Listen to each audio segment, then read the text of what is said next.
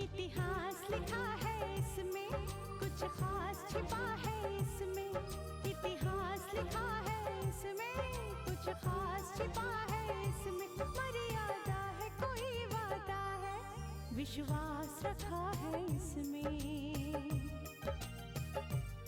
सात फेरों से मिला ये तो उपहार है, मेरा श्रृंगार है, मेरा श्रृंगार है, मेरा श्रृंगार है, मेरा श्रृंगार है। मंगलसूत्र, मंगलसूत्र, मंगलसूत्र, मंगलसूत्र, मंगलसूत्र, मंगलसूत्र, मंगलसूत्र।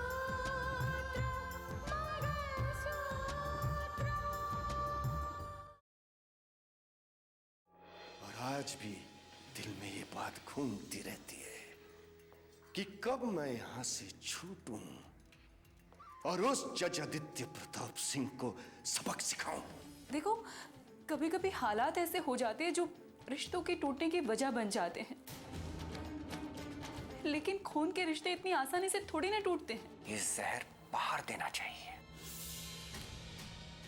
ताकि जब वो घर पर आए उसकी मौत हो और लोग ये समझें कि ये काम उसके दुश्मनों का है, बाहर उसे किसी ने जहर दिया है। तुम्हें इस बात का खास ख्याल रखना होगा, क्योंकि एक डरा हुआ दुश्मन ज्यादा खतरनाक होता है। भाई जी, रितिका ने यूं ही नहीं कह दिया था कि मानस को एक बार पूछ लेना चाहिए। इसके पीछे कोई बड़ी वजह हो सकती है। स्नेहा, क्या वजह हो सकती है? भाई जी, मानस अपने पापा के घर गया था और उसके पापा ने उसके साथ कोई भी रिश्ता रखने से मना कर दिया। तो ये बात तो तय है कि रघुवीर जी गोद भराई में तो नहीं आएंगे। अगर वो गोद भराई की रस्म में शामिल नहीं होना चाहते तो ये उनकी बदनसीबी है, हमारी नहीं। रितिका इस घर की बेटी है, ये घर उसका है, मां बनने वाली है वो। उसकी खुशियों का गला हम किसी एक इंसान की वजह से नहीं घोंट सकते। अगर नहीं आना चाहते ना है, मैं खुद उनका चेहरा नहीं देखना चाहता। ठीक है भाई जी, आपकी मर्जी। लेकिन आखिर मानस भी तो रितिका का पति है, उसकी भी मर्जी आपको मान लेनी पड़ेगी। स्नेहा, तुम्हें ऐसा क्यों लग रहा है कि मानस इस गोद भराई के लिए तैयार नहीं होंगे? नहीं दीदी, मैं तो बस यूं ही। स्नेहा, ये हर बार बस यूं ही कहकर बात का अंदाजा मत लगाया करो। मैं देख रही हूं आजकल तुम मतलब की बात कम, बेमतलब की बात ज्यादा कर रही हो, जिससे हर बार बात बिगड़ जाती है। अब अगर ये तुम्हारा स्वभाव है तो अपने स्वभाव को बदलो, अच्छा होगा तुम्हारे लिए।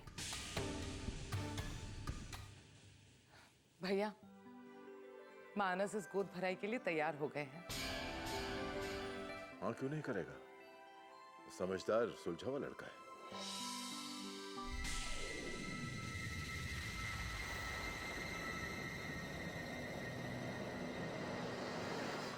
हेलो अंबर, तुम वाकई बहुत अच्छा काम कर रहे हो। आज तक कानून के साथ आंख मिचौली बहुत खेली।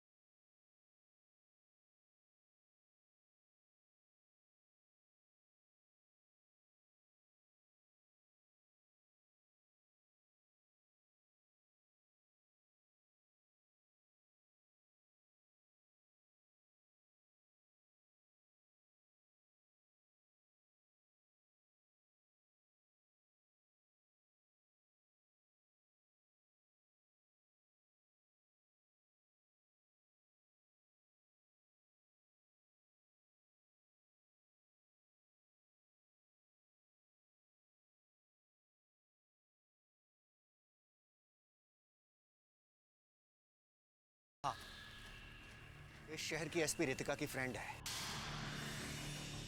इसीलिए तुम्हें और भी सावधानी से काम लेना होगा। सूर्या साहब, जो कुछ करना है जल्दी कीजिए और मामला खत्म कीजिए। नहीं नहीं, ये मामला ऐसे और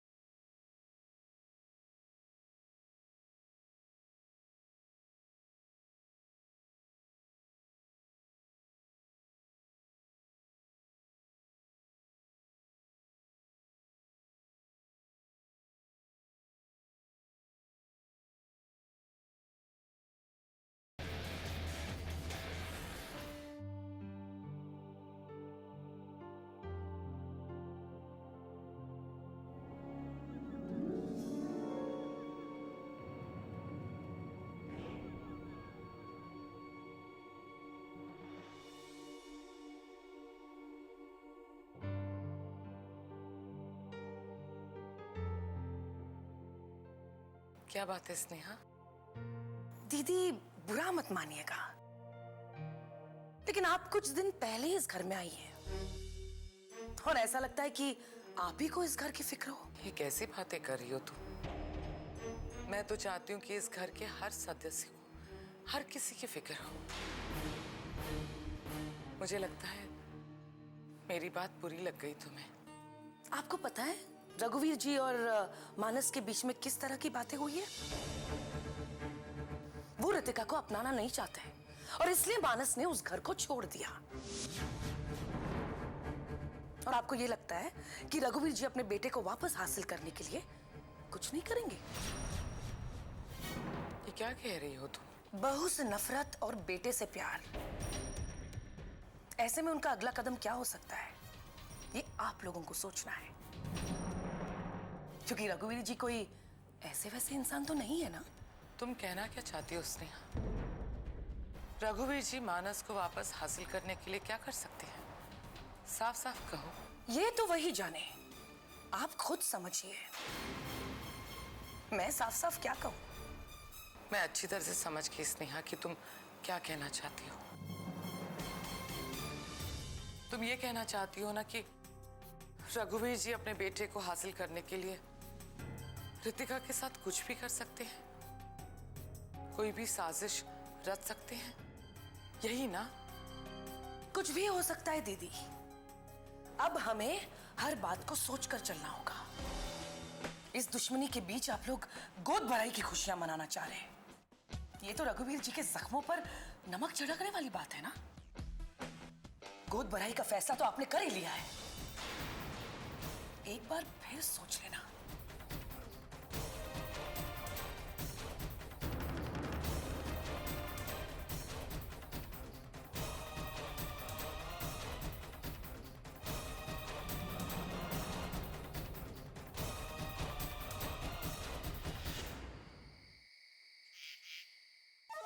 ये क्या कह रहे हो सूर्या? क्या रितिका को हम पे शक हो चुका है?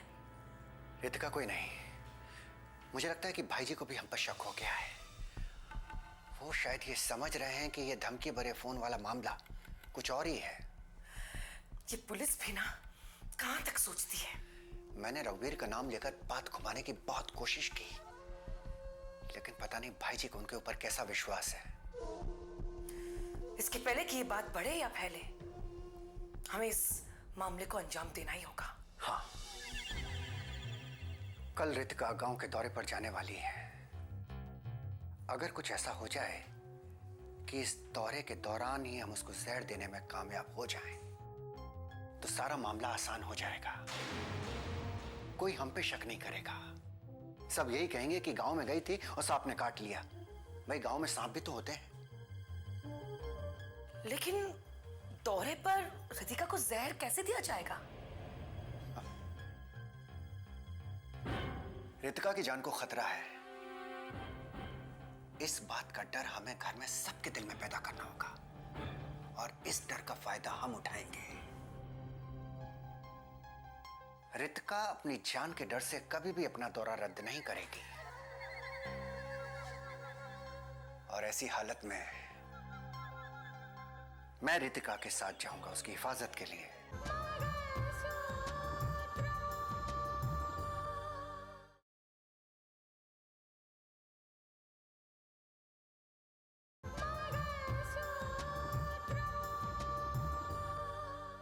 और ऐसी हालत में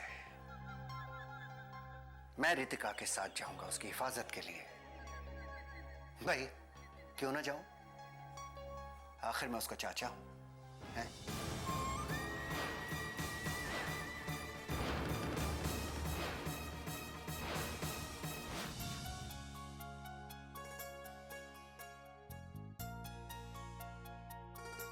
कहीं जा रहे हो? जी जरा बाहर जा रहे हैं हम लोग। संभल के जाना। बुआ जी, इसीलिए तो हम रात को जा रहे हैं ना, ताकि कोई हमें पहचान ना सके। और वैसे भी जो कोई भी धमकी दे रहा था उसके मंसूबे क्या है वो तो हम समझ चुके हैं। कुछ नहीं होगा, आप फिक्र मत कीजिए। जब पत्नी इतनी फेमस हो तो फिर थोड़ी बहुत परेशानी तो होती है।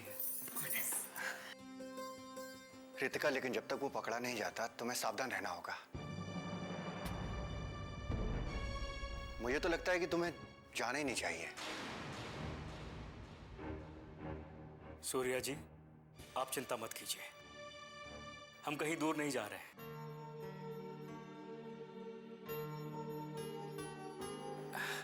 तो हम जाएं?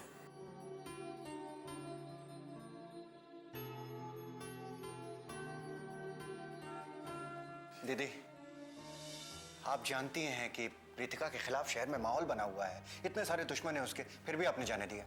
सूर्या, रितिका अपना भला बुरा बहुत अच्छे से जानती है। और वैसे क्या चाहते हो तुम?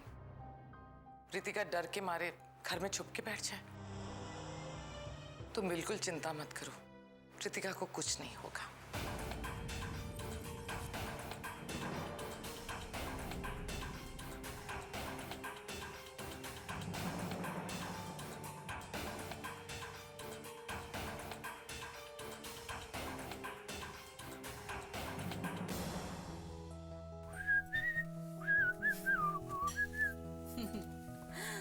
उस दिन हॉस्पिटल में जो हुआ था ना, बुआ जी आज तक नहीं भूल पाए हैं।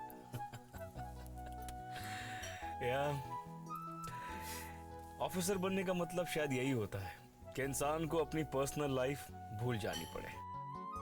नहीं, ऐसा नहीं है, लेकिन हाँ, कभी कभी ऐसा होता भी है। अब देखो ना, कुछ पाने के लिए कुछ खोना भी तो पड़ता है। मैं जानती हूँ मानस, हमें जितना वक्त साथ में गुजारना चाहिए हम नहीं गुजार पाते। रितिका, इस बात को लेकर मुझे तुमसे कोई शिकायत नहीं है, सच नहीं, लेकिन मुझे है। मैं समझती हूँ तुम्हें, और इसलिए मैं कहती हूँ कि मुझे तुम पर फक्र है, गर्व है। तुम मेरे पति हो और तुमने हमेशा मेरा साथ दिया है। ऐसे वक्त में जब मेरी हिम्मत टूट गई थी, तुम हमेशा मेरे साथ मेरी हिम्मत बनकर खड़े रहे हो। ओ, ठीक से ड्राइव करो, तुमने तो मेरी जान ही निकाल दी है। कुछ नहीं होगा Ritika, I am totally in control. जनाब, ठीक से ड्राइव करो, नहीं तो कल की हेडलाइंस होंगी, कि रितिका और उनके पति ने एक्सीडेंट कर दिया। हाँ, अखबार वाले तुम्हारी तस्वीर छाप छाप के तुम्हें इतना मशहूर कर दिया है कि जहां भी जाओ कोई ना कोई मिल जाता है, तुम्हें पहचान लेते हैं, भीड़ जमा हो जाती है। अच्छा अब बताओ कहाँ चलना है? लॉन्ग ड्राइव पर चले? ईशो चलो लॉन्ग ड्राइव।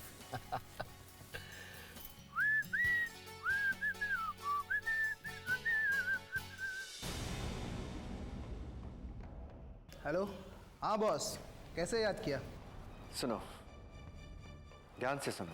हाँ बताइए। रितिका और मानस आज अकेले घूमने निकले। इस बात की खबर ना तो पुलिस को है और ना ही इस बात की खबर एडमिनिस्ट्रेशन को है। हाँ, इस मौके का कैसे फायदा उठाना है तुम अच्छी तरह से जानते हो। और आज कलेक्टर साहिबा के साथ कोई गार्ड भी नहीं है। आप जैसा हुक्म कीजिए, क्या करना है, कैसे फायदा उठाना है। ऐसा बहुत ही कम होता है जब कलेक्टर साहिबा बिना गार्ड्स के बाहर निकलती हैं। याद रहे, काम बहुत होशियारी, ईमानदारी और क्रूरता के साथ होना चाहिए। वो कहाँ गए हैं, कुछ बता कर गए क्या? हाँ,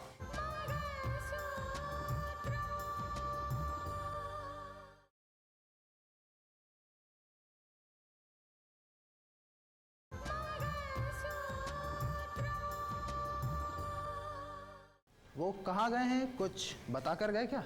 हाँ,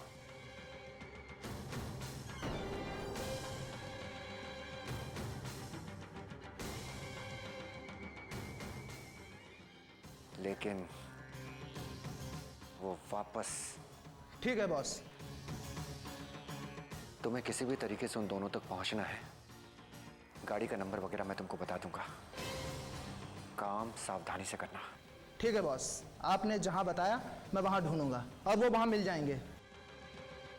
लेकिन करना क्या है?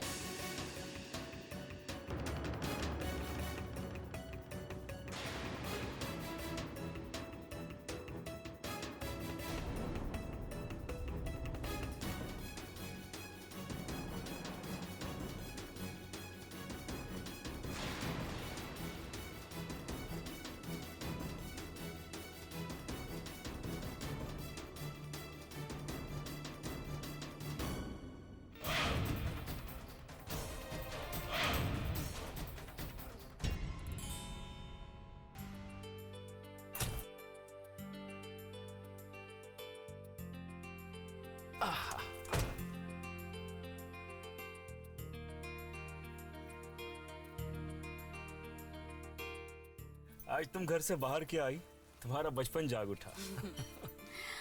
हाँ, तुम्हारे साथ जो हूँ, कोई डर नहीं, कोई परेशानी नहीं, कोई टेंशन नहीं।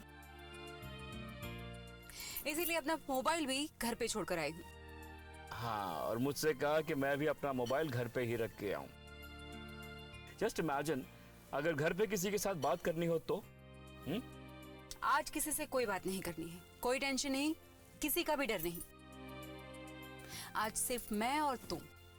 अरे बहुत कम वक्त मिलता है हम दोनों को साथ में गुजारने के लिए, है ना? तो बस आज जितना भी वक्त गुजारेंगे साथ में गुजारेंगे, किसी से बात नहीं करेंगे, किसी के बारे में बात नहीं करेंगे, बस मैं और तुम। ओके।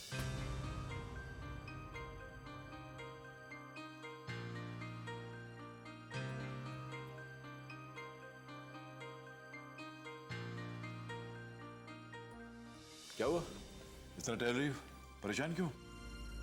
भैया आधी रात हो गई है, रितिका और मानस अब तक वापस नहीं आए। अरे भाई आ जाएंगे, देर हो जाती है, फोन करके देख लो। तब से यही तो कर रही हूँ। आपने रितिका को मना किया था ना जाने के लिए? हाँ, लेकिन रितिका की बात समझ में आया तभी ना।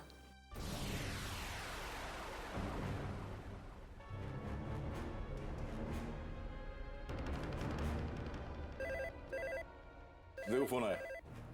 इस वक्त किसका फोन होगा? अरे भाई उठाओ तो सही, शायद रितिका मानस का फोन हो। चलो उठाओ। हेलो, कैसे हैं आप? लगता है अभी तक जग रही हैं। जागेंगी क्यों नहीं? कलेक्टर साहिबा की फिक्र हो रही होगी। हेलो, आवाज तो पहचाना ना आपने? हेलो, हेलो, कौन बोल रहा है? हाँ, क्या कह रहे हो तुम? हेलो,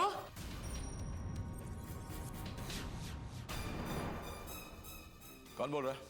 ओह, जज साहब आप? धमकी दे रहे हो मुझे? जस्टिस आदित्य प्रताप को धमकी दे रहे हो? अगर तुझे लगता है कि मैं तेरी धमकियों से डर जाने वाला हूं तो गलत समझता है तू। मेरी फिक्र तो छोड़िए जज साहब, जरा उनकी फिक्र कीजिए जो इस वक्त घर में नहीं है।